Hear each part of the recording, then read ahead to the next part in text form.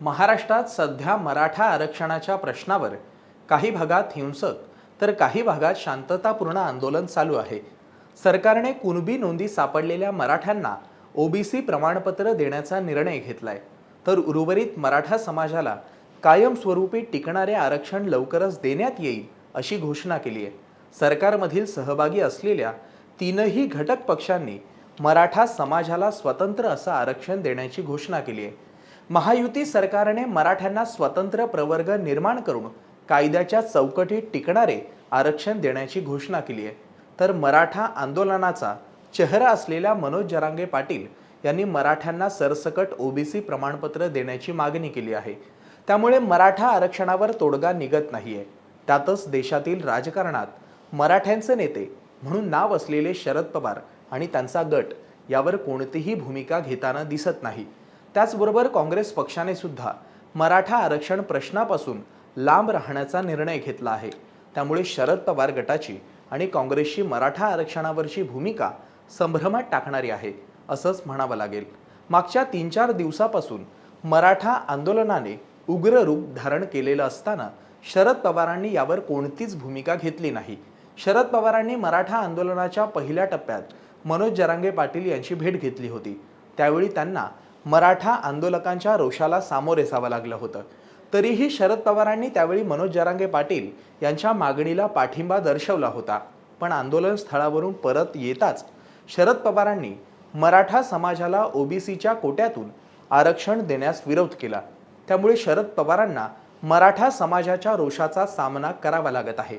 सुप्रिया सुळेंनी सुद्धा मराठा आरक्षणावर विशेष अधिवेशन बोलवण्याची मागणी केली आहे, पण त्यांनी मराठा आरक्षणावर कोणतीही भूमिका घेतली नाही। याउलट त्यांनी उपमुख्यमंत्री देवेंद्र फडणवीसांकडे राजीनाम्याची मागणी केली आहे। त्यामुळे एवढ्या संवेदनशील विषयावर सुप्रिया सुळे राजकारण करत असल्याचं स्पष्ट झालं आहे। शरद पवार गटाप्रमाणेच काँग्रेसची भूमिका पण तेवढीच संशयास्पद आहे।